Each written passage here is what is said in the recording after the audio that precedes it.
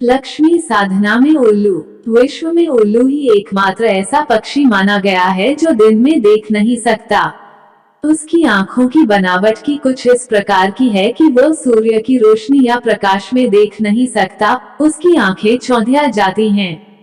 वह केवल अंधकार में देख सकता है। बिल्ली से 75% अधिक। उल्लू की दृष्टि रात्रि में कार्य करती है।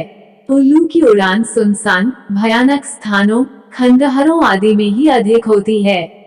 ऐसे ही स्थान उसे प्रिय भी हैं। शकुन शास्त्र के अनुसार जिस भवन पर उल्लू या चील बैठती है वह शीघ्र ही अपशकुनों और आपदाओं की परिधि में आ जाता है।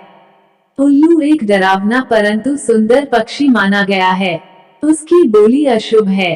कहा जाता है अगर उल्लू किसी का नाम लेकर पुकारे तो उसकी मृत्यु लगभग निश्चित होती है। उल्लू निर्जनता और विपदा का प्रतीक भी है। मुहावरा बन गया है और वहाँ उल्लू बोलने लगे। उल्लू के संबंध में यह न केवल भारत में वरन विश्व के अनेक देशों में भी अपशकुनी के रूप में अनेक बातें प्रचलित हैं। उल्लू को बेवकूफ के लिए इसी रूप में लिया गया है, लेकिन तंत्र में उल्लू बहुत ही महत्वपूर्ण जीव है। कुरूप, डरावनी, विकृत और तमाम अपशकुनों के बावजूद उल्लू लक्ष्मी का वाहन माना गया है। धन की देवी इसी को वाहन रूप में प्रयोग करती है। अपनी आकृति और व्यवहार के कारण उल्लू का तंत्र मंत्र में बड़ा महत्व माना गया है। सच तो यह है कि उल्लू की छिपी उपयोगिता को केवल तांत्रिकों ने ही पहचाना है। इसी कारण एक अलग ही शाखा उल्लूक तंत्र के नाम से स्थापित हो गई है। उल्लू वास्तव में लक्ष्मी का प्रतीक है। लक्ष्मी के साथ घनिष्ठता के कारण लक्ष्मी साधना में इसका विशेष महत्व है और इसी कारण उल्लू को तंत्र में अजीब सा रहस्यमय स्थान दिया गया है। उल्लूक साधना एक अति रहस्यमय, जटिल तांत्रिक प्रक्रिया है और शमशान से संबंध रखती है। उल्लू सिद्ध तांत्रिक का पथ प्रदर्शन करता है।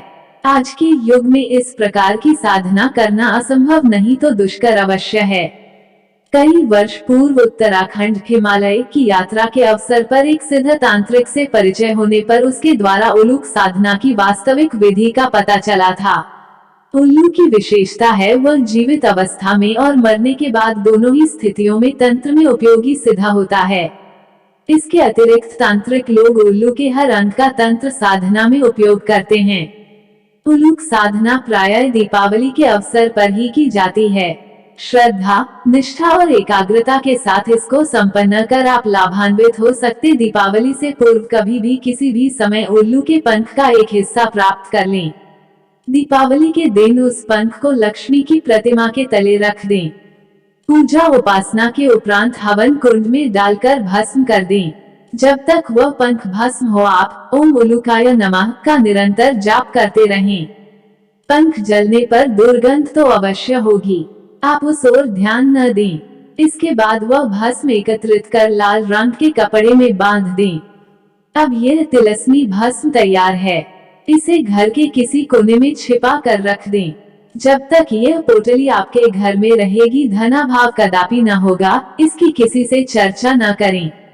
यह अत्यंत सरल, साधारण किंतु उपयोगी साधना है। प्रत्येक गृहस्थ बिना किसी भय के कर सकता है। आप इस साधना को करें, आपका कोई कार्य धनाभाव से न रुके, यही हमारी कामना है। उल्लू वास्तव में लक्ष्मी का प्रतीक है। इसका प्रमाण आज भी है। जिन व्यवसायियों ने इसका प्रयोग व्यापार चिन्ह के रूप में किया है वो करोड़पति बन गए हैं। विश्व प्रसिद्ध हथियार सौदागर ओनासिस और राष्ट्रपति की सुंदर पत्नी जैकलीन कैनेडी से विवाह करने वाला अरबपति है। उसका हंसी व्यंग्य का प्रतीक है, पर व्यापार चिन्ह उल्लू समाज में धनदायक है। प्रिय साधकों, अगर आपके पास प्रचुर समय और साधना की शक्ति है तो आप निम्न मंत्र का जाप भी कर सकते हैं। ओम नमो उल्लूकराजे, नमो लक्ष्मी वाहने मम अभिलाषा पूर्ण कुरु अमुकस्य उच्चाटः कुरु कुरु कुरुए ह्रीं क्लीं ग्लौं फट् स्वाहा।